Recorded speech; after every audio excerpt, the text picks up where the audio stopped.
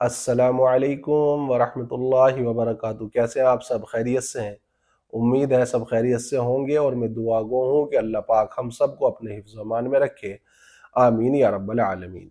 मैं मोहम्मद शादाब और आपका हमारे यूट्यूब चैनल गुलजार ज़िंदगी में स्वागत है, खैर मकदम है। आज फिर हम आपके सामने एक नई वीडियो के साथ में हाजिर हुए हैं जिसका टॉपिक है ज़कात। तो आइए बिला किसी ताख़ीर के हम अपनी बात को शुरू करते हैं। अल्लाह रब्बुल इज़्ज़त ने इस्लाम की बुनियाद 5 सुतूनों के ऊपर रखी है, जिसमें से एक ज़कात है।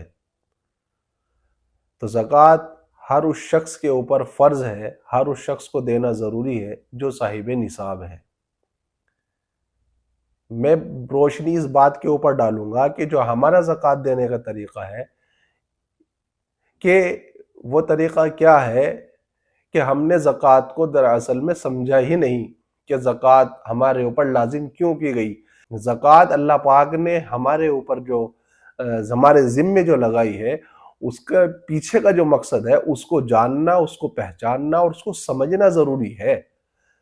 आज हमारा जो तरीक़ेकार है, अगर हम ज़कात अदा करते हैं, हमारे ऊपर मिसाल के तौर पे 5,000 10,000 रुपये ज़कात के निकलते हैं, तो हमारा तरीक़ेकार क्या होता है कि 500 उसको, 500 उसको, 1,000 उस मदरसे में, 1,000 उस मस्जिद में, 200 उसको, 300 उसको। बहरहाल सबका मुख्तलिफ तरीक़ा होता है। तो होता कुछ इसी तरीक़े से है कि ज़कात के जितने भी पैसे हमारे ऊपर बनते हैं और जो लोग अदा कर रहे हैं, तो उनका तरीक़ाकार ये होता है कि उस ज़कात के पैसे को वो मुनक़सिम कर देते हैं, तक़सीम कर देते हैं, थोड़े थोड़े पैसे की, थोड़े उसके, थोड़े उसके, थोड़े उसके। तो इससे होता क्या है, जिसको हमने ज़कात दी है, अगर हमने किसी को 500 रुपए, किसी को 1,000 रुपए दे दिए हैं, तो होगा ये कि वो ज़कात इस बार ले लेगा और लेके उसके जो इखराजात होंगे उसके ख़त्म हो जाएंगे। तो ज़कात देने के पीछे का जो मकसूद था वो हासिल ना हुआ। हासिल किस लिए नहीं हुआ? हासिल इसलिए नहीं हो रहा है कि हमारा जो ज़कात देने का जो तरीक़ा है वो थोड़ा सा दाएं बाएं है। ये मेरा अपना नज़रिया है, मैं अपने नज़रिए के एतबार से बात कर रहा हूं कि ज़कात देने से जो मकसूद है वो ये है कि जब हम ज़कात दें तो जिस शख्स को हम ज़कात दे रहे हैं, तो आइंदा साल वो शख्स ज़कात देने वाला बन जाए।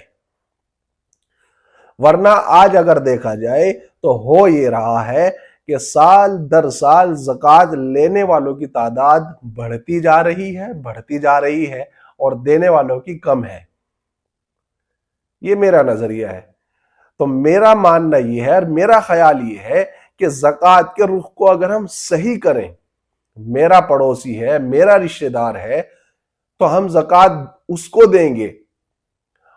ठीक है, अगर हमारे ऊपर 10,000 रुपए की ज़कात निकलती है, मिसाल के तौर पे 10,000 रुपए की ज़कात हमारे ऊपर बनती है, तो हम अपने उस रिश्तेदार को, हम अपने उस पड़ोसी को वो ज़कात दें और उसको इस लायक हम बनाएं कि वो इस पैसे को लेकर के अपने किसी काम धंधे के अंदर लगाए, उसके जरिए से वो आइंदा साल ज़कात देने वाला बन जाए।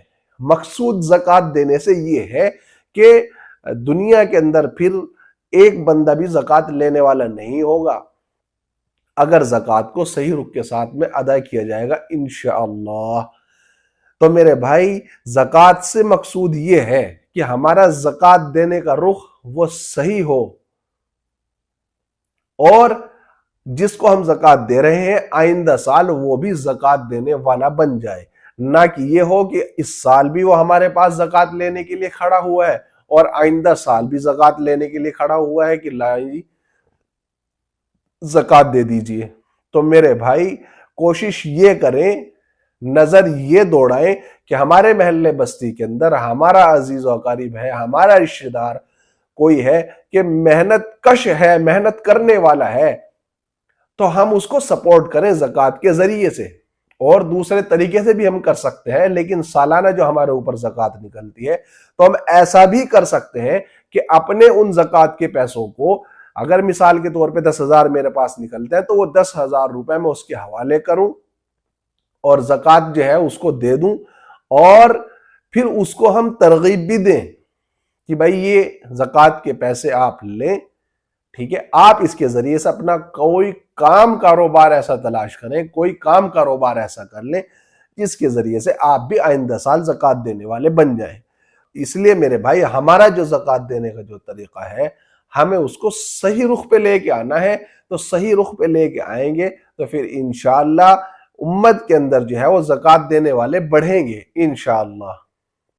تو اپنی بات میں یہی پوری کرتا ہوں۔ ویڈیو اچھی لگے، بات پسند آئے تو شیئر کریں، کمنٹ کریں اور چینل کو سبسکرائب کریں۔ السلام علیکم ورحمۃ اللہ وبرکاتہ۔